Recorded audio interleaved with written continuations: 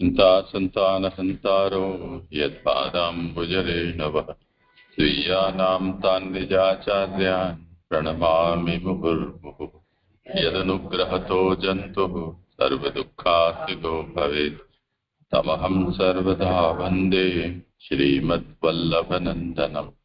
अज्ञानतिमिरान्धस्य ज्ञानाञ्जनशलाकया चक्षुरुन्मीलितं येन तस्मै श्रीगुरवे नमः। नमामि हृदये शेषे लीलाक्षीराब्धिशायिनं लक्ष्मीसहस्रलीलाभिः सेव्यमानं कलानिधिं चतुर्भिश्च त्रिभिस्तथा षड्भिर्विराजते योऽसौ पञ्चधा हृदये।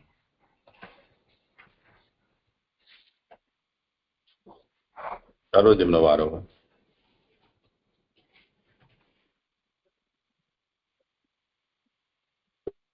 હા જજે દંડવત પ્રણામ. મારો વારો છે આજે.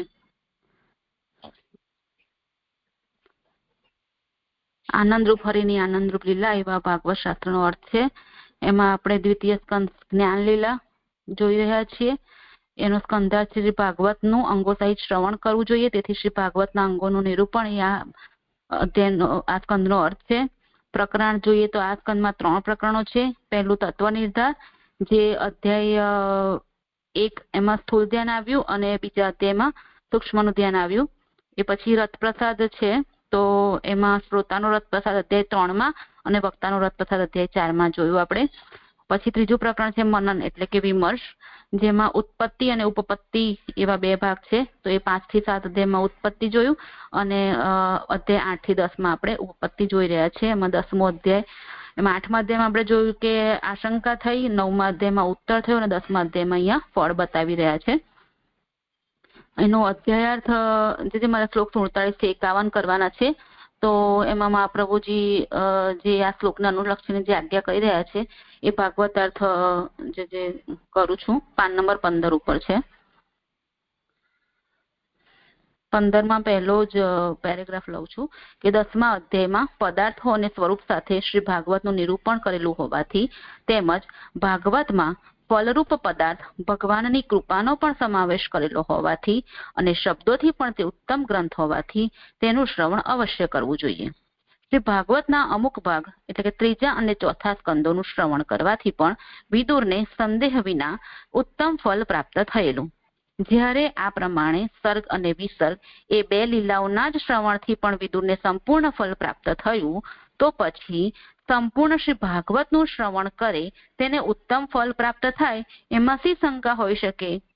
સૌનકે સૂત પાસેથી જાણેલું કે વિદુરને મૈત્રેય પાસેથી શ્રવણ કરવાથી સંપૂર્ણ ફલ પ્રાપ્ત થયેલું. એ પહેલા સ્કંદના 13મા અધ્યાયમાં પહેલો અને બીજા શ્લોકમાં એ વાત આવી રહી છે. તેથી શૌનકે સૂતને વિદુરની જ કથા કહેવા જણાવ્યું. શ્રી ભાગવતની પ્રવૃત્તિ ઘણા પ્રકારે થયેલી હોવાથી કાલનું પરિમાણ અને કલ્પનું લક્ષણ તથા વિગ્રહ પહેલાના કલ્પ જેવા હતા તેવા હું તને કહીશ. હવે પાદ્મકલ્પનું શ્રવણ કર એમ શ્લોક 47માં શુકે રાજાને સ્થૂળ ભાગવત કહેવાની પ્રતિજ્ઞા કરી. તે સાંભળી જે શ્રવણ કરવાથી તરત જ ફલ પ્રાપ્ત થાય તે જ પ્રથમ કહો એવા અભિપ્રાયથી વિદુરની કથાનો પ્રારંભ થાય. તે માટે શૌનકે શ્લોક 48 થી 50 એ વાત કહી. તે કથા સંબંધી પ્રશ્ન કર્યો ત્યારે સૂતે તેને તરત જ કહ્યું કે રાજા પરીક્ષિતે પણ શુકને આ જ પ્રશ્ન કરેલ. કારણ કે આ સૂત તરત જ તેને તેમ ન કહે તો શૌનક કોઈક બીજો પ્રશ્ન તેને કરે તો પોતાનું ઈચ્છેલું તેનાથી થઈ શકે નહીં. શૌનકે આ પ્રશ્ન પોતે કૃતાર્થ થાય તેવા અભિપ્રાયથી સૂતને કરેલો. કારણ કે ભગવાનની સર્વલીલાઓનું શ્રવણ થઈ શકશે કે નહીં તે કહી ન શકાય. શુકે પણ આ જ અભિપ્રાયથી વિદુરની કથાનો સ્કંદ 3જાના આરંભમાં આરંભ કરેલો. કારણ કે બધી લીલાઓનું શ્રવણ કરાવતા વચ્ચે રાજા પરીક્ષિતને અથવા શુકને પોતાને ઉદ્વેગ થાય અથવા બીજું કંઈ કારણ આવી પડે તો શ્રવણ કરવાનું કાર્ય થઈ ન શકે, એટલે કે અધૂરું રહે. તેથી સર્વથી ઉત્તમ ભાગ એટલે કે જે 2 લીલાના શ્રવણથી જ વિદુરને ફલ પ્રાપ્ત થયું તેનો આરંભ કરવાની ઈચ્છાથી જ કહેવા માંડ્યું. તેથી આ જે કહેવામાં આવશે તે ભાગવત સર્વથી ઉત્તમ છે. આ ભાગવત અર્થ થયું છે. હવે હું શ્લોક લઉં છું. 47મો શ્લોક.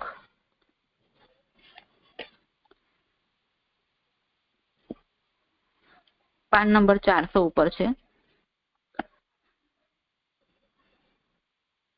47મા શ્લોકની ઉત્થાનિકા છે કે આટલાથી સર્વ પ્રશ્નોનો ઉત્તર કહેવાયો.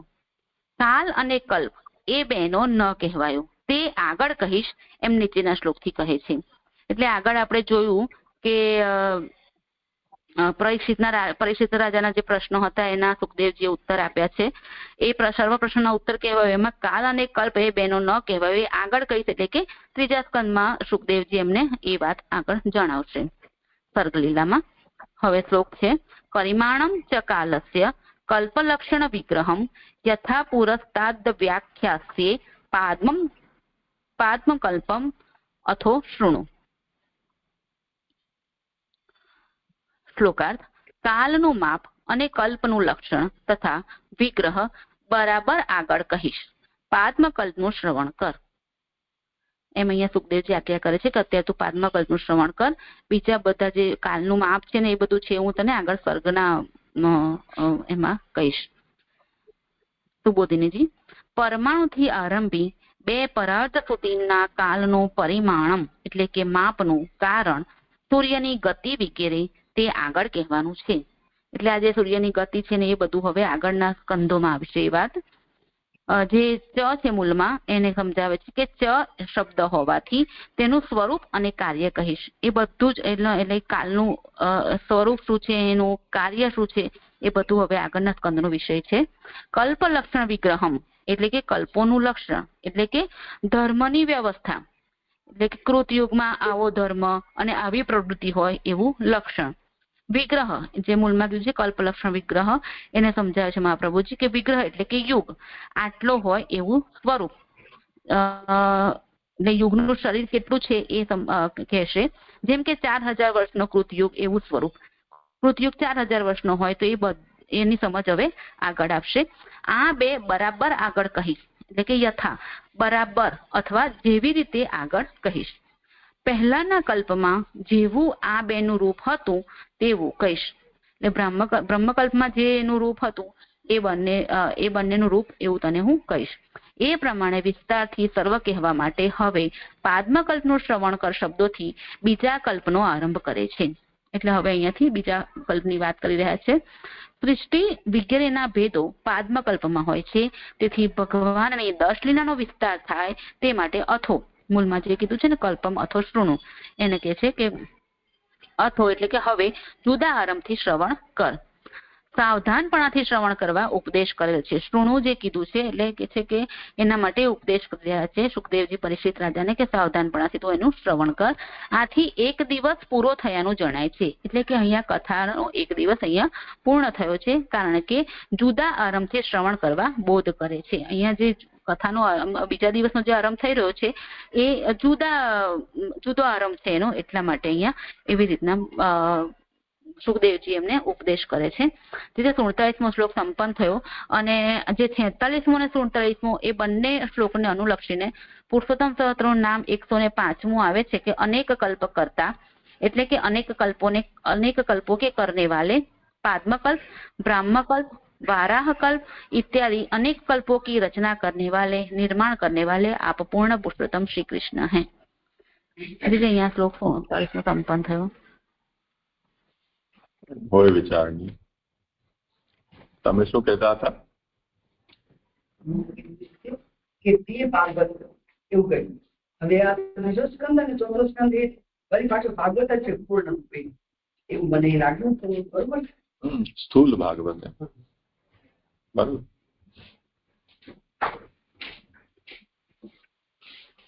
હા કરો પણ અહીંયા કોઈ છે નહીં વિચારણી.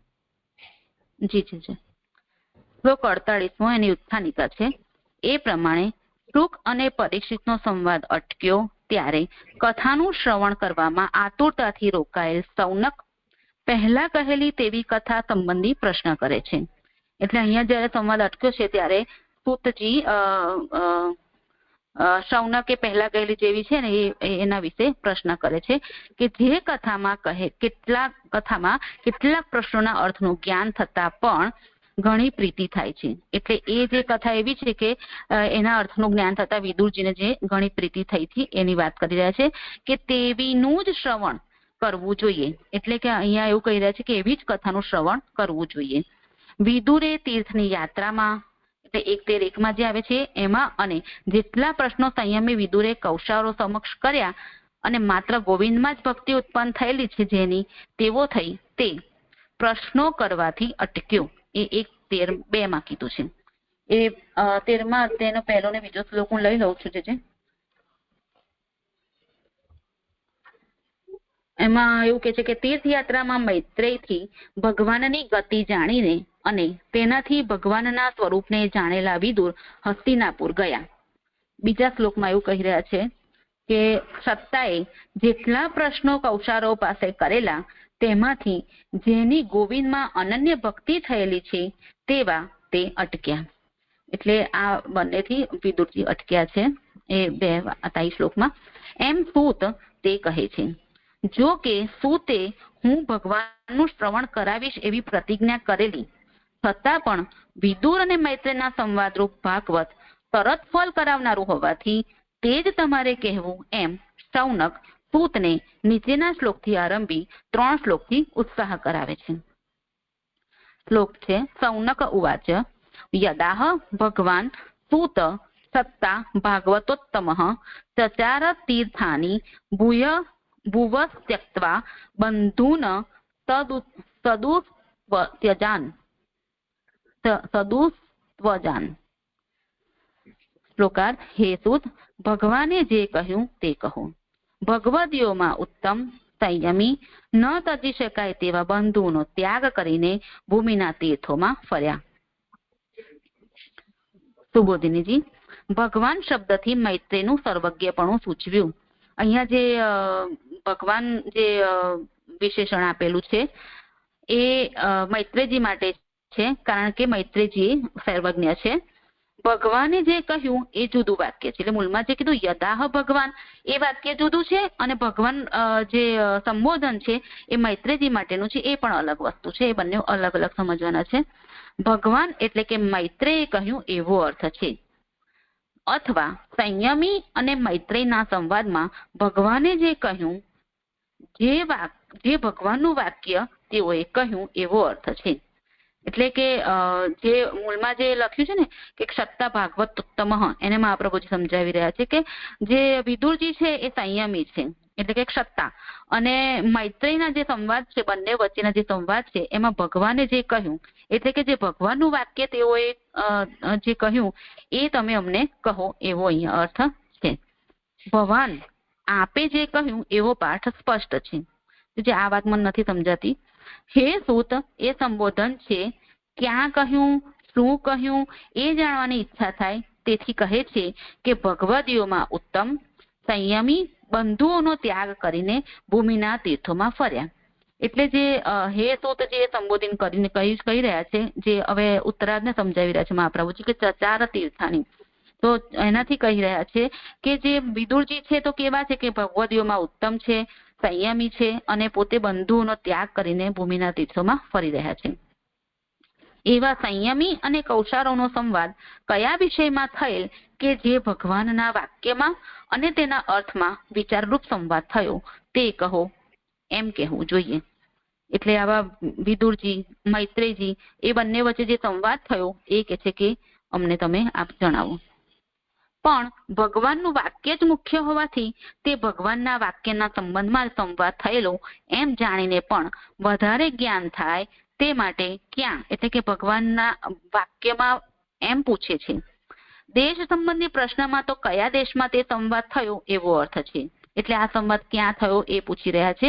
તમે કહેલો હોવા છતાં પણ મારે પોતે ત્યાં જઈને શ્રવણ કરવું એવો અભિપ્રાય છે. બીજો પાઠ હોય ત્યારે ઇતિ શબ્દ અધ્યાહાર જાણવો. એનો 1 નંબરની ફૂટનોટ છે કે બીજો પાઠ હોય એટલે કે આપે એટલે કે ભગવાન જે અમને કહ્યું એવો પાઠ હોય. જે આ મને નથી સમજાતું ભગવાનથી શું કહી રહ્યા છે મને નથી ખ્યાલ આવતો. એમાં આગળ લઉં છું. ન તજી શકાય તેવા, જે મૂળમાં કીધું ને સદુરસ્ત ત્યજાન, એને સમજાવે છે મહાપ્રભુજી કે ન તજી શકાય એવા વિશેષણથી વિદુર વિશે તેઓની આજ્ઞા, ઉપદેશ અને ચરિત્ર પૂછે છે. કે વિદુરજી કેવા છે તો એમને એ સમજાવી રહ્યા છે કે એમનું ચરિત્ર પૂછી રહ્યા છે કે ભગવદીઓમાં ઉત્તમ જે આપત્તિની અવસ્થામાં પણ ભ્રાંત થતો નથી.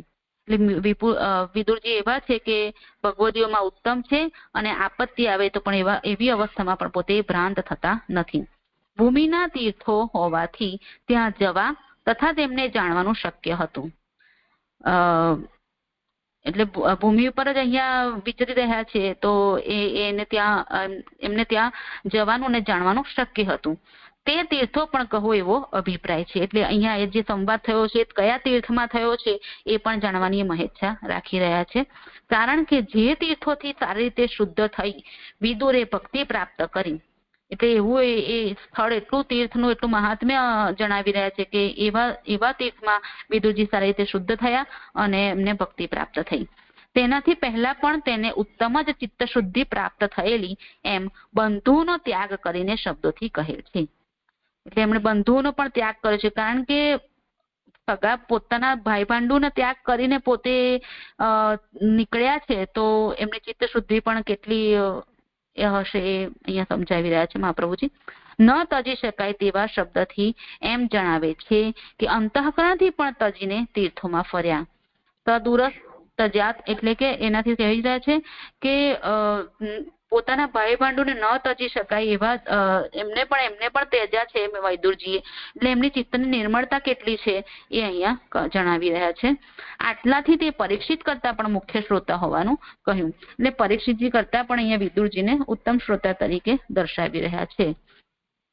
જે છે આ શ્લોક સંબંધ થયો પણ મને જે 1 નંબરની ફૂટનોટમાં જે ભવાન જે કહ્યું ને એ નથી સમજાતું મને. જે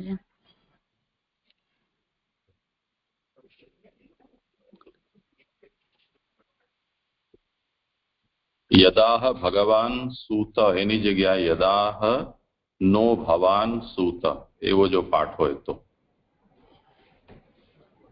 તો એનાથી શું સમજવાનું છે કે કેવી રીતના લેવાશે? અહીંયા ઇતિ શબ્દ અધ્યાહાર જણાવ્યો છે એ નથી સમજાતું છે. અહીંયા એમ કહ્યું ને આમાં જો ભવાન એટલે આપે જે કહ્યું એવો પાઠ સ્પષ્ટ છે. મહાપ્રભુજીને ઉપલબ્ધ જે પાઠ છે એ યદાહ ભગવાન સૂત, એમાં સૂત એ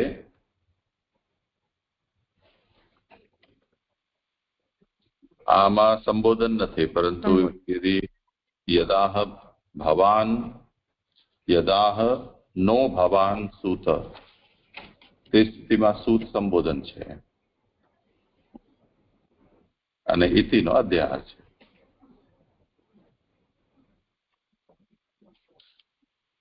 જી જી જી લો છે જે આગળ 49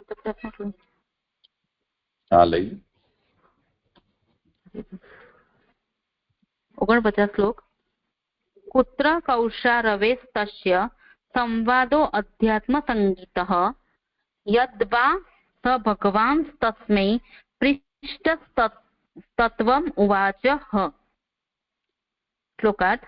કૌશારવિનો અને તેનો અધ્યાત્મ સંજ્ઞાવાળો સંવાદ ક્યાં થયો અથવા પ્રશ્ન કરાયેલા ભગવાન સાથેનાએ તેને જે તત્વ કહ્યું તે કહો. સુબોધનજી. કુશારવનો પુત્ર કૌશારવી અથવા કૌશારવનો પુત્ર કૌશારવી પ્રથમ પક્ષમાં પાણીની 4-5 છંદનું પ્રમાણે રૂપ થયું. તેનો ઉપર કહેલા એટલે કે આ ઉપરના શ્લોકમાં જે વિદુરજીની વાત આવી, વિદુરજીને જે વિશેષણથી બધું એમને કીધું એ વાત એનો ઉપર કહેલા વિદુરનો બંને સમાન હોવાથી બંને માટે છઠ્ઠી વિભક્તિઓ છે. એટલે અહીંયા જે મૂળ શ્લોકમાં કૌશારવે તસ્ય એટલે મૈત્રેયજી અને વિદુરજી બંને માટે તસ્ય જે છઠ્ઠી વિભક્તિ વાપરી છે એના માટે કહી રહ્યા છે કે બંને સમાન છે. તો એટલે બંનેનું મહાત્મ્ય સરખું છે. ઉપરના શ્લોકમાં આપણને વિદુરજીનું મહાત્મ્ય સમજાયું અને કૌશારવીનું મૈત્રેયજીનું પણ મહાત્મ્ય જાણેલું જ છે. તો એ પણ મહાત્મ્યશાળી છે. તો એ બંને માટે છઠ્ઠી વિભક્તિ વપરાય છે. વાસ્તવિક રીતે સંવાદ પણ પૂછ્યો તેમ ન હોય તો માત્ર સ્થાન શ્રવણ કરેલ હોવા છતાં પ્રયોજન રહિત થાય. એટલે સંવાદ પૂછ્યો હોત પણ સ્થાન ખાલી જાણ્યું હોત એટલે સાંભળ્યું હોત તો પણ એ પ્રયોજન ન રહે તેમ. કારણ શું કે આગળ બતાવી રહ્યા છે કે આ અધ્યાત્મ સંજ્ઞા વાળો માનો જે અધ્યાત્મ શબ્દથી એમ કહેલ કે તે સંવાદ શ્રવણ કરનારને ફળ પ્રાપ્ત કરાવનારો છે. એટલે એ જે મૈત્રેયજી અને વિદુરજી વચ્ચે જે સંવાદ થયો છે એ સંવાદનું જે શ્રવણ કરશે ને શ્રવણ કરનારને પણ એવું ફળ પ્રાપ્ત થશે. એના માટે એનું વિશેષણ સ્પેશિયલ વાપર્યું છે કે અધ્યાત્મ વિશેષણ. એ સંવાદ અધ્યાત્મ સંવાદ થયેલો છે એમ મહાપ્રભુજી સમજાવી રહ્યા છે. તેવો ન હોય તો તેના અજ્ઞાનને લીધે વિશેષણ અયોગ્ય થાય. એટલે જો એવો એ સંવાદ એવો ન હોત તો એવું એનું ખ્યાલ ના હોત તો એ જે વિશેષણ જે વાપરેલું છે એ અયોગ્ય થાય. અધ્યાત્મની એવી સંજ્ઞા વાળો છે. અન્યોન્ય કથાના રૂપવાળા આ સંવાદથી જ તેને ભક્તિ પ્રાપ્ત થઈ. એટલે આ જે બંને વચ્ચે સંવાદ થયો છે એનાથી જ વિદુરજીને ભક્તિ પ્રાપ્ત થઈ છે એવું સંવાદનું જ મહાત્મ્ય કહેલું છે. એટલે એ બે વચ્ચે જે સંવાદ થયો એ મહાત્મ્ય એનું જણાવે છે અહીંયા. અથવા જ એટલે કે મૂળમાં જે યદવા ઉત્તરાર્ધમાં કીધું છે એને સમજાવી રહ્યા છે હવે મહાપ્રભુજી કે અથવા જ શબ્દથી બીજી માન્યતા કહી. એટલે વા એટલે કે અથવા શબ્દ પહેલી માન્યતાને કાઢી નાખે છે. અમુક સ્થાનમાં સંવાદ થવાથી તેને ભક્તિ થઈ ન હતી પરંતુ ઉપદેશથી થઈ હતી. એટલે સ્થાનનું મહત્વ નથી કહેતા પણ એને જે ઉપદેશમાં વિદુરજીને જે કરાયો છે મૈત્રેયજી દ્વારા એ ઉપદેશનું મહાત્મ્ય અહીંયા કહી રહ્યા છે. એવી માન્યતા હોય ત્યારે તે ઉપદેશ કહો એમ યદવા એટલે કે અથવા જે શબ્દથી કહેલ છે. એટલે કે સ્થાન જણાવો અથવા તો અમને ઉપદેશ જણાવો એમ અહીંયા જણાવી રહ્યા છે. હવે મૂળમાં જે સભગવાન છે એને સમજાવે છે કે સભગવાન એટલે કે ભગવાન સાથેના એટલા કૌશારવીએ કહેલ હોય તે હૃદયમાં ગોઠે. એટલે અહીંયા વિદુરજીની મહાત્મ્ય એટલું બતાવી રહ્યા છે કે સભગવાન એટલે કે એમની સાથે ભગવાન હતા. એકલા મૈત્રેયજીના ઉપદેશથી જ વિદુરજીને ભક્તિ પ્રાપ્ત નથી થઈ પણ ભગવાન પણ એમની સાથે હતા મૈત્રેયજીની. એટલે અહીંયા સભગવાન કહી રહ્યા છે કે તેને એટલે કે જે મૂળમાં તસ્મૈ કીધું છે તેને માટે જ પ્રશ્ન કરાયેલા શબ્દથી એમ સૂચવેલું છે કે તેવો પુરુષ પોતાના માટે જેવો તેવો પ્રશ્ન ન કરે. એટલે વિદુરજી એટલા મહાન છે કે એ પોતે જે પ્રશ્ન કરી રહ્યા છે તો એ જેવો તેવો પ્રશ્ન ન કરે. વક્તાઓ પણ જે તત્વ કહ્યું એ કહો. એટલે જે મૈત્રીજીએ પણ જે તત્વ કહ્યું એ પણ અમને જણાવો એવો સંબંધ છે. અને હ શબ્દ આશ્ચર્ય દર્શાવે છે. એ હ શબ્દ આશ્ચર્ય એટલે શુદ્ર હોવા છતાં પણ જે એને અધ્યાત્મનો ઉપદેશ આપ્યો એ અહીંયા સૂતજીને આશ્ચર્ય લાગી રહ્યો છે. તો એમાં એવું સમજે છે કે વિદુર જેવા શ્રેષ્ઠ અધિકારી એ છે એ જેવા તેવાને તો પ્રશ્ન ન પૂછે અને વક્તા પણ અહીંયા મૈત્રેયજી જ છે તો એ પણ જેવા તેવાને તત્વનું જ્ઞાન ન કરે. તો એટલા માટે બધું જ તમે અમને કહો એમ અહીંયા ગાડે સૂતજી સૌનકજી કહી રહ્યા છે. સૂતજી સૌનકજીને કહી રહ્યા છે. જે અહીંયા શ્લોક સંપન્ન થયો 49માં. કઈ છે વિચારણી ખાલી આજે હ શબ્દ આશ્ચર્ય દર્શાવે છે એમ જે કહ્યું ને એમાં અર્પિતાબેને જે કહ્યું એટલો જ અર્થ કે એનાથી અન્ય પણ કઈ એમ કહ્યું કે હા એ છે ને 50મા શ્લોકમાં એમના વિશે જ આવી રહ્યું છે હેતલબેન. એ 50 એને બંને લિંકમાં જ છે. કહી રહ્યા છે એમણે રેફર કર્યું છે. આગળ જોઈ લઈએ પછી કઈ હશે તો જે વધારે કામ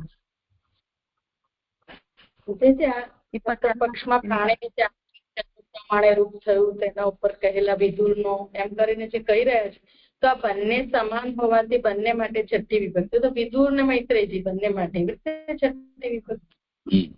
કૌશારવેહ ને તસ્ય બંનેમાં ષષ્ઠી વિભક્તિ કરી છે. પણ આ મૈત્રેયજી માટે જ નથી કહ્યું. કૌશારવી અને કુશારુ નો પુત્ર કૌશારવી એટલે મૈત્રેયજી. અને કૌશારવનો પુત્ર કૌશારવી એટલે પણ મૈત્રેયજી.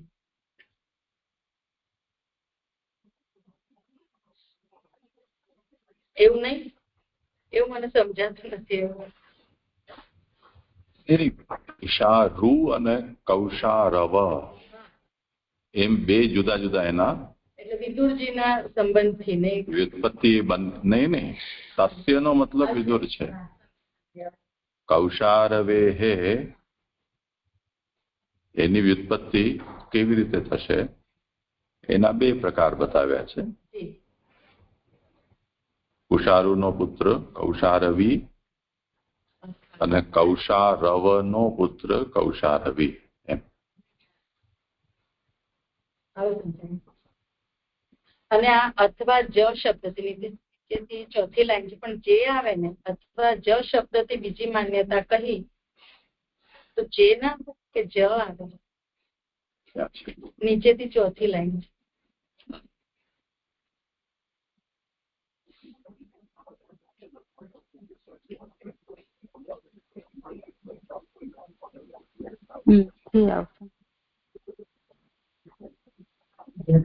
નીચે લાસ્ટ લાઈનમાં જે યદબાદમાં અથવા જે જ લખેલું છે.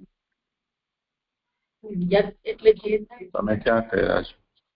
નીચેથી 402 ના પેજ ઉપર નીચેથી ચોથી લાઈન અથવા જ છેલ્લે. હા, મળી એવું સંવાદનું જ મહાત્મ્ય કહેલું છે. અથવા જ શબ્દથી બીજી માન્યતા કહી.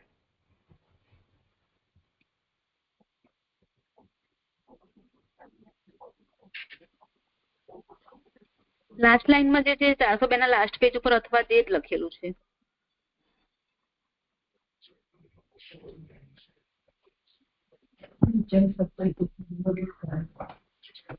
હા, ઠીક છે.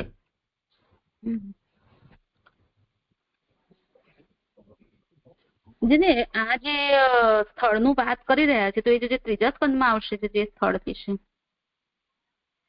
હા, એ ફરતા બધી જગ્યાએ થયો ને એ લોકોનો, તો સ્થાન મહાત્મ્યથી એમને આ જાતની સિદ્ધિ પ્રાપ્ત થઈ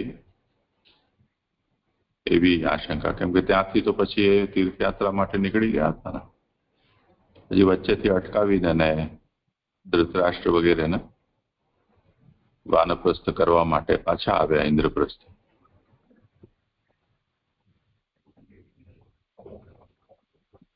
એટલે આ સ્થાન કયું હશે છે? શું આ જે ઉપદેશ થયો છે સ્થાન કયું હશે? એ તો આવશે ને તૃતીય સ્કંદમાં શરૂઆત થશે ત્યારે ક્યાં થયા આવવું જોઈએ ત્યાં. બરાબર. લો જે આગળ 50મો શ્લોક. હા, એટલે આમાં જ કે જે ની કઈ જરૂરત જ નથી. અત્યારે હું એ જોઈ રહ્યો હતો. યદ્વા ઇતિ પક્ષાંતરમ.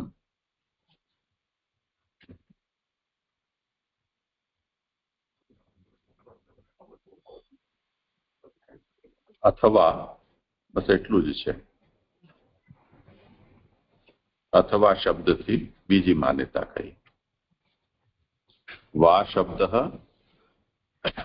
પૂર્વ પક્ષમ વ્યાવર્તયસી. આમાં વાક્ય આવ્યું છે પુત્ર કૌશારવે તસ્ય સંવાદોધ્યાત્મસંગીત યદ્વા યદ અને વા. અચ્છા, અથવા જે યત અલગ અને વા અલગ એમ કરો તો એટલે યદ્વા જે છે એ પણ એક સંયુક્ત અવયવ છે, અવ્યય છે. એનો અર્થ પણ અથવા થાય છે. અને એને જો તમે યત અને વા એમ જુદો કરો તો વા એટલે અથવા અને યત એટલે જે, તો અથવા જે. બરોબર.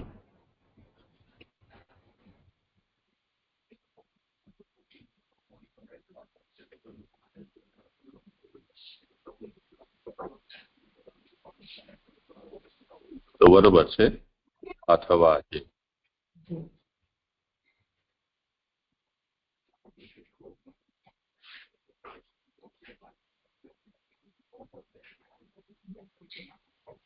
હા, શું કહો છો? અહીંયા નીચેથી 5મી લાઈન છે ને જે છે એમાં અધ્યાયની સંજ્ઞા એમાં અધ્યાત્મની એમ અર્પિતાબેને કર્યું, પણ એ સુધારી લઈએ ને છે જેમ. હા, અધ્યાત્મ.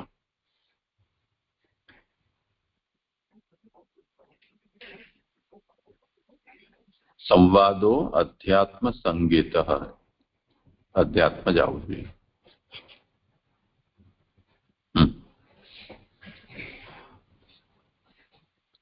કરો ભલે આગળ. જી જી જી. શ્લોક 50. બ્રૂહિ નસ્તદમ ઇદમ સૌમ્ય વિદુરસ્ય વિચેષ્ટિતમ બંધુત્યાગ નિમિત્તમ ચ તથૈવાગતવાન પુનઃ. શ્લોકાર્થ. હે ભલા માણસ, વિદુરનું આ કાર્ય અમને કહો અને બંધુઓના ત્યાગનું કારણ અને પાછા તેવા જ આવ્યા તે કહો. સુબોધિનીજી. વિદુરનું કાર્ય કહો. વિદુરને તત્વનો ઉપદેશ કરવો યોગ્ય ન હતો, તેથી તે કર્યો એ આશ્ચર્ય છે. ઉપર જે હ દર્શાવ્યું ને એનું અહીંયા સમાધાન આવી રહ્યું છે કે જે એમને જે તત્વનો ઉપદેશ થયો એ આશ્ચર્ય છે, છતાં પણ તેને ઉપદેશ થયો, તેથી કાંઈક તેનું વિશેષ કાર્ય હશે કે જેથી તેવો પણ ઉપદેશ કરવા યોગ્ય થયો. એટલે વિદુરજી શુદ્ર હતા છતાં પણ એમને એવો ઉપદેશ થયો છે, તો એના માટે અહીંયા આશ્ચર્ય દર્શાવી રહ્યા છે. વળી બંધુઓના ત્યાગનું કારણ પણ કહો. એમને જે હસ્તિનાપુર છોડીને જે તીર્થયાત્રા કરવા નીકળ્યા હતા, તો એનું ત્યાગનું કારણ પણ પૂછી રહ્યા છે. નહીં તો શુદ્ર યોનિમાં ઉત્પન્ન થયેલાને સંન્યાસ અયોગ્ય છે. એટલે જે સંન્યાસ લઈને નીકળી ગયા છે હસ્તિનાપુરથી, તો એ શુદ્ર યોનિમાં હોવા છતાં પણ એમણે જે સંન્યાસ લીધો એ અયોગ્ય છે. મૂળમાં ઉત્તરાર્ધમાં જે ચ છે એને સમજાવી રહ્યા છે કે ચ એટલે શબ્દ હોવાથી જ્ઞાનના પ્રયોજનનું કારણ પણ કહો. વળી જે જ્ઞાન પ્રાપ્ત થતા પૂર્વે ઉત્પન્ન થયેલા મન દુઃખ વગેરે તજીને દેહની લજ્જાનો ત્યાગ કરીને તેવા જ સંસ્કાર વિનાના સ્વરૂપથી પાછા આવ્યા. એટલે જે હસ્તિનાપુર વળી પાછા ફર્યા છે, તો એમણે એવી લજ્જા નથી રાખી કે મારું અપમાન કર્યું છે છતાં હું પાછો આવું. એટલે એમની દેહની પણ લજ્જાનો ત્યાગ કર્યો છે. પેલા જે મન દુઃખ થયું હતું એ બધાનો ત્યાગ કરીને એ હસ્તિનાપુર પાછા પધાર્યા છે. તે જ્ઞાન સુબોધનીમાં આગળ લખું, તે જ્ઞાન સંપૂર્ણ પ્રકારે ઉત્તમ હોવું જોઈએ. એટલે એમને આવું જ્ઞાન થયું છે, એટલે પોતાના જે અહમને એ સાઈડ ઉપર કરીને પછી એ હસ્તિનાપુર પાછા ફર્યા છે, તો એમને એવું જે જ્ઞાન થયું છે એ ઉત્તમ પ્રકારનું જ્ઞાન થયું છે, એવું હોવું જોઈએ. તેથી સર્વ મોહનો સાક્ષાત નાશ કરનારું, ઉત્તમ અધિકાર જણાવનારું જે જ્ઞાન તે સંવાદમાં તેમને પ્રાપ્ત થયું તે પણ ભગવાને કહેલું જ હશે, તેથી તે કહો એવો અર્થ છે. અહીંયા 50મો શ્લોક સંપન્ન થયો. એટલે આમાં આ શ્લોકમાં આવ્યું એ પ્રમાણે અર્પિતાબેને જે કહ્યું એ ત્યાં એ જ પ્રકારે લાગી રહ્યું છે કે પછી આ વક્તાઓએ જે તત્વ કહ્યું એ વિશે પૂછી રહ્યા છે, એની સાથે પણ લાગે એમ. એટલા માટે જે પ્રશ્ન થયો, કેમ કે વિષય એમ ચાલ્યો કે વક્તાઓ જે તત્વ કહ્યું તે કહો એવો સંબંધ છે. હ શબ્દ આશ્ચર્ય દર્શાવે છે, એટલે પ્રશ્ન એટલે થયો. પણ જો આ તાત્પર્ય હોય જે આ શ્લોકમાં આવી રહ્યું છે તો સમજાયું, અર્પિતાબેને સમજાવ્યું.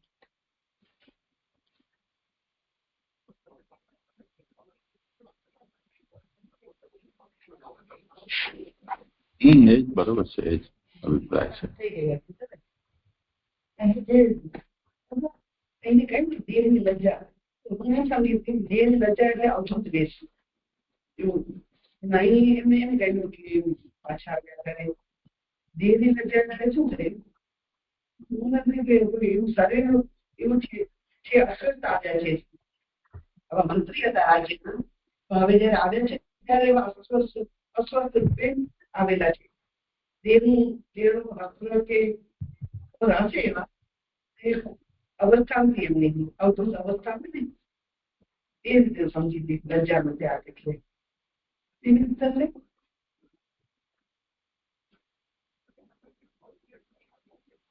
આગળ એવું કઈ વર્ણન આવે છે કે વિદુરજી હસ્તિનાપુર પધાર્યા તે વખતે એ કેવા વેશભૂષામાં હતા કે એવું કઈ? ના જીજુ, આ સ્કંદમાં તો નથી આવ્યું. અનુસંધાન ક્યાંય થયું કે આવે ને ત્યારે અનુસંધાન એ છતાં આવ્યા છે. હા, એટલે હવે એ તો સ્વાભાવિક વાત છે કે દરબારી માણસ તીર્થયાત્રા આટલી લાંબી કરી અને પાછો આવે વિરક્ત થઈને ને પાછો આવે એટલે પોતે જે સ્થાનમાં જે આદર એને પ્રાપ્ત થયો હતો તે સ્થાને આવે તો લગર વગર સ્થિતિમાં પટે હાલ જળભરતની જેવો આવે તો દેહનો લજ્જાનો ત્યાગ કર્યો હોય તો જ સંભવ છે ને.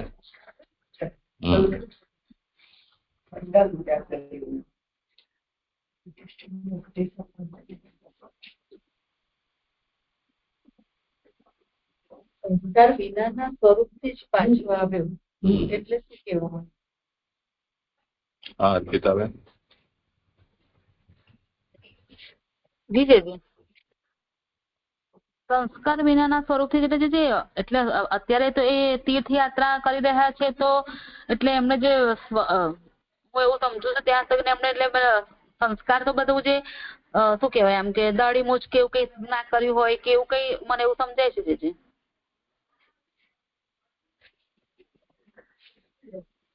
એ જમાનામાં દાઢી મૂછ મુંડાવવું એવું અઘરું હશે મને લાગે. એટલા બધા સલૂન ઠેકાણે મળતા નથી વાત.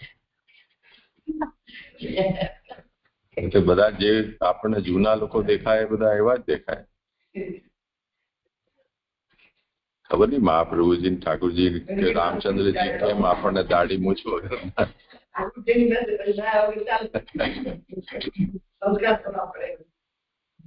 એટલે મને તો એમ લાગે છે યદ્યપી શૂદ્ર છે એટલે બીજા કોઈ સંસ્કારનો તો અહીંયા અવકાશ નથી, પણ આપણે કહ્યું તે જ પ્રમાણે લગર વગર સ્થિતિમાં જે આવ્યા છે એમાં એક તરફ લજ્જાનો ત્યાગ અને બીજી તરફ સંસ્કારનો મતલબ કોઈ એવા દરબારી વેશ કે એમના આસપાસ એવો રસાલો કે વગેરે વગેરે તે વિના.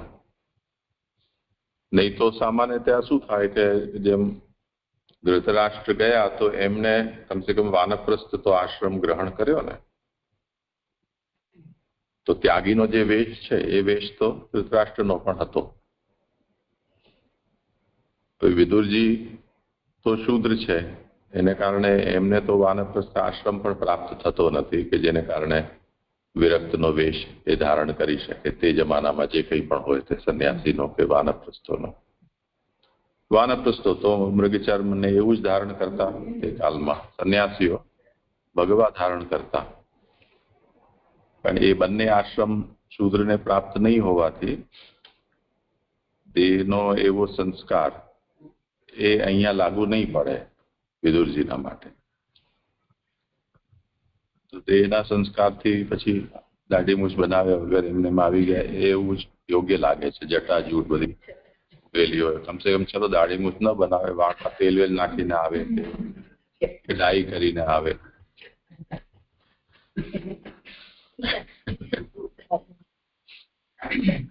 હા, સારું સારું. જીજી દંડવત પ્રણામ. મને આજ સંસ્કાર વિનાનો જ ક્વેશ્ચન હતો. દંડવત પ્રણામ જીજી.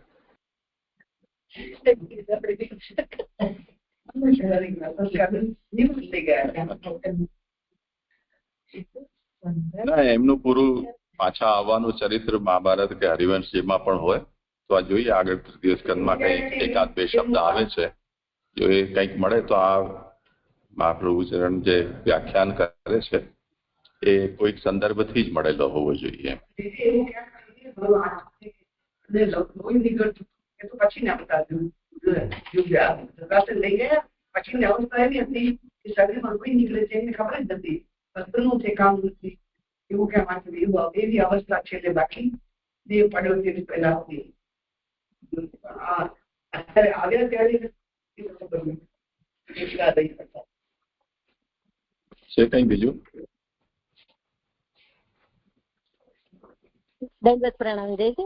પહેલા સ્કંદમાં આવે છે ને કે વિદુરજી પાછા આવે છે ત્યારે ધૃતરાષ્ટ્રને લઈ જાય છે. ધૃતરાષ્ટ્રને એમને કહે છે કે મૈત્રીજીનો સંબંધ હોય છે ને, પછી તે મૈત્રીજી પાસેથી જાણે છે કે ભગવાન સ્વધામ પધાર્યા. પછી પહેલા સ્કંદમાં જઈ આવી. એ પ્રશ્ન નથી. અહીંયા કઈ હાલતમાં આવ્યા છે એનું વર્ણન પ્રથમ સ્કંદમાં વિશે કંઈ નથી એમ ખાસ. અત્યારે તો આ સંસ્કાર વગરના, લજ્જા વગરના એ જે વ્યાખ્યાન શ્રી મહાપ્રભુજી કર્યું છે એનો ઇતિહાસ શું છે? કહ્યું નથી જે અધ્યાય 13 પહેલો શ્લોક જ છે કે વિદુરે તીર્થયાત્રામાં મૈત્રેય પાસેથી ભગવાનની લીલા જાણી એ જ્ઞાન વડે ઉત્તમ પ્રકારે ભગવાનનું સ્વરૂપ જાણવામાં આવ્યું એ જાણી હસ્તિનાપુર ગયા. બસ આટલું જ. ના, એ ભાગવતમાં તો નથી, આ તો હરિવંશ કે મહાભારતમાં હોય એની વાત છે. સારું, ભલે કરો આગળ. જી જી. શ્લોક 51 એની ઉત્થાનિકા. એવી રીતે ઋષિઓએ પ્રશ્ન કરેલ સુકે જ તેનો ઉત્તર કહેલ હોવાથી વાણી મળતી આવતી હોવાથી જેમ વિદુર વગેરેને ભક્તિ પ્રાપ્ત થઈ તેમ તમને પણ પ્રાપ્ત થશે એમ જણાવતા તમારું વચન મળતું આવે છે એમ નીચેના શ્લોકથી કહે છે. એટલે જે સૌનકાદી ઋષિઓએ જે પ્રશ્ન કરેલો છે તો સૂતજી એમ કહી રહ્યા છે કે સુકે જ એનો ઉત્તર આપે છે, કારણ કે પરીક્ષિતે આવો જ પ્રશ્ન પૂછેલો આપણે ભાગવત અર્થમાં હમણાં જ જોયું. તો એ બંને વાણી બંનેની મળતી આવે છે તો એમ કહી રહ્યા કે જેમ વિદુરજીને ભક્તિ પ્રાપ્ત થઈ છે એવી તમને પણ એવી ભક્તિ પ્રાપ્ત થાય એના માટે તમારું વચન, તમારો પ્રશ્ન ને એ પ્રશ્ન સરખો જ છે એ વાત અહીંયા આ શ્લોકમાં કહી રહ્યા છે. સૂત ઉવાચ રાજ્ઞા પરીક્ષિતા પૃષ્ટો યદ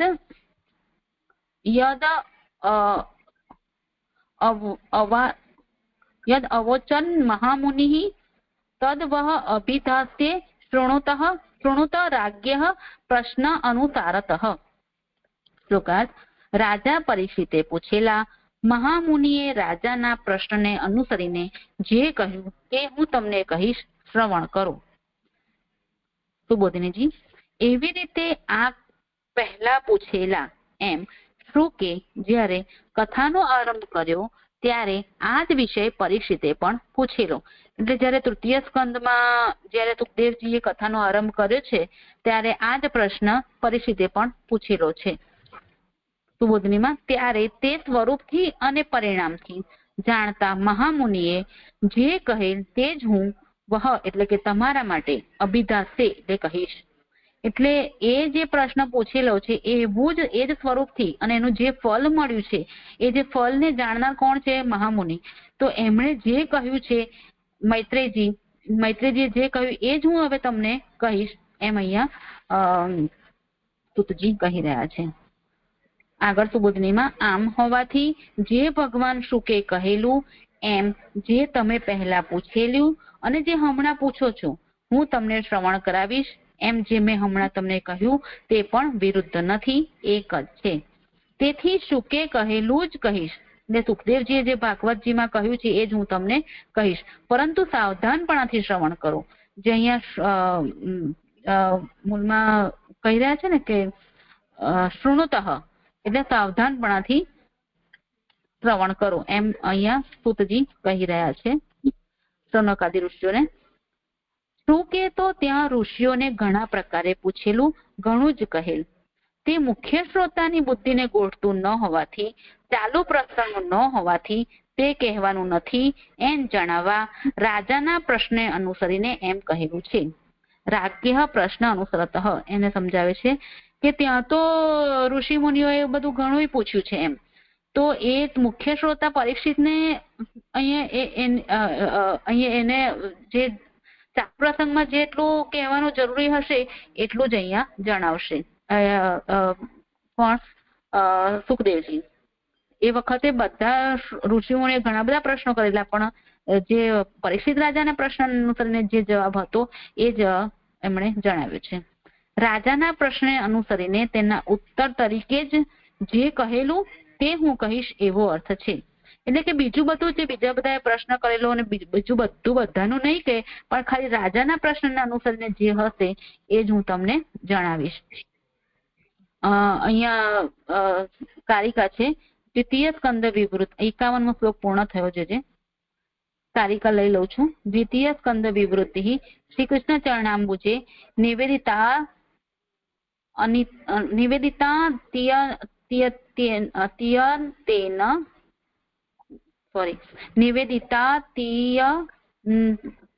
નેન યુક્તિ પુષ્પાંજલિ સ્ફુટા, એટલે કે યુક્તિરૂપ પુષ્પોની અંજલિ જેમાં છે તેવી બીજા સ્કંદની સ્પષ્ટ વિવૃત્તિ શ્રી કૃષ્ણના ચરણ કમલમાં ઘણા પ્રયત્નથી નિવેદન કરેલી છે. બીજી કારિકા છે કે ભક્તેષુ શાસ્ત્રદયેષુ નિવેદયામિ શાસ્ત્રાર્થતો યદિ હરિભવતામ અભિષ્ટ તત્પશ્યતાત્ર વિવૃત્તિમ ભગવદ ગુણાનામ સંદેહવારણ વિચારણતઃ પ્રસન્નામ.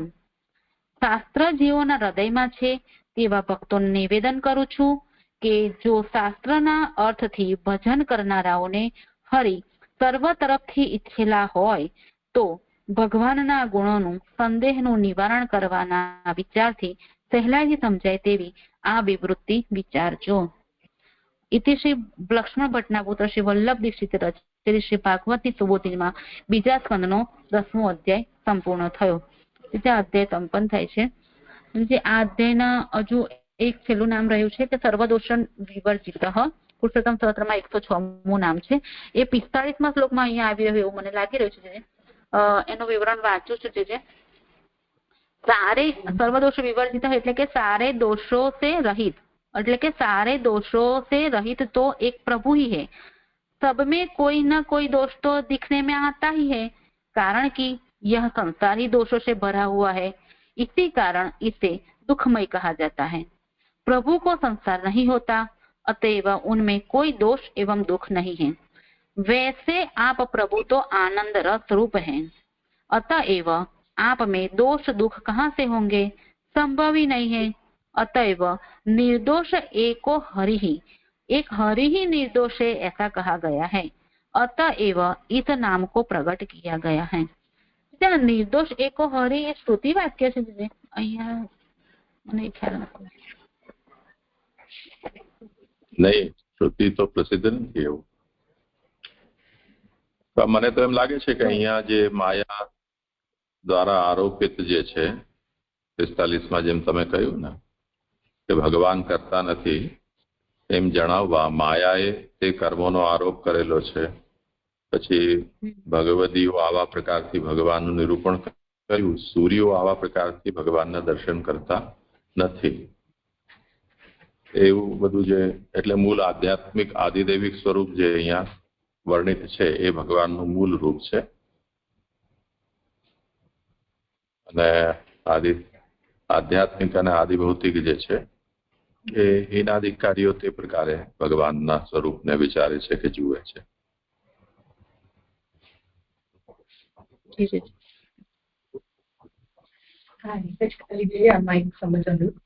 નીચેથી ત્રીજી 51મા શ્લોકનું સમાપન છે ને ત્યાં નીચેથી ત્રીજી લીટી તે મુખ્ય શ્રોતાની બુદ્ધિને ગોઠવું ન હોવાથી ચાલુ પ્રસંગનું ન હોવાથી અહીંયા પરીક્ષિત રાજાને સમજવાનું કે સૌનકજીને, કારણ કે સૂત સૌનક સંવાદ ચાલે છે એમાં સૂતજી કહી રહ્યા છે ને જ્યાંથી આખો આરંભ થયો એ કોમા કરીને આવી રહ્યું છે એકદમ ખરું સમાધાન. જી જી જી એટલે એ બેકગ્રાઉન્ડમાં જે વાત ચાલી રહી છે એને જ કન્ટિન્યુટીમાં અહીંયા કહી રહ્યા છે કે જે પરીક્ષિત રાજાએ પ્રશ્ન પૂછેલો એનો સુખદેવજી આન્સર આપ્યો હતો. અને એ જ હું તમને કહીશ. આગળ પાછળ બીજા બધા શ્રોતાઓ પણ ઘણા ઋષિ મુનિઓને બધા ત્યાં બેઠેલા જ હતા ને એ જયારે પરીક્ષિત રાજા સમાધિમાં બેઠા, સોરી જયારે સાંભળવા બેઠા હતા સુખદેવજીની ભાગવત સાંભળવા, ત્યારે આગળ પાછળ બીજા બધા ઋષિઓએ પણ ઘણા પ્રકારે બધું પૂછેલું જ છે. પણ એ બધું નો આન્સર સુખદેવજીએ નથી આપ્યો. ખાલી રાજાના પ્રશ્ન અનુસરીને જે પૂછ્યું હતું એ જ અહીંયા સુખદેવજી આન્સર આપી રહ્યા છે. તો એનો એ જ અહીંયા કન્ટિન્યુ કરી રહ્યા છે કે એ વસ્તુનો એ જ હું તમને કહી રહીશ. કોણ? સુતજી એ જ કહી રહ્યા છે કે હું સૌનક આદિ ઋષિઓને કે એ જે લાગતું વળગતું તમને જેટલું તમને અનુસરે છે એ તમને પણ હું એ જ કહીશ એમ. મને એવું સમજાય છે. ભૂલ હોય તો સુધારવા વિનંતી છે. બરોબર છે. તો મુખ્ય શ્રોતાથી અહીંયા આગળ પરીક્ષિત રાજા અને સુખદેવજીનો સંવાદ ચાલે છે.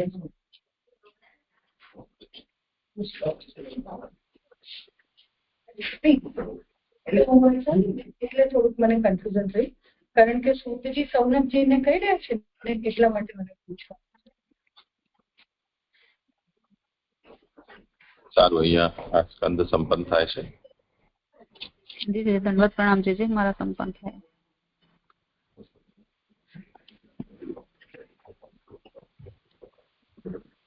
આનું રેકોર્ડિંગનું વિભાજન થઈ શકે ને, એટલે અત્યારે હું આ કોન્ફરન્સને એક વખત બંધ કરું છું, પછી ફરીથી સ્ટાર્ટ કરી દઈશ એટલે એનો ટ્રેક જળવાયેલો રહે.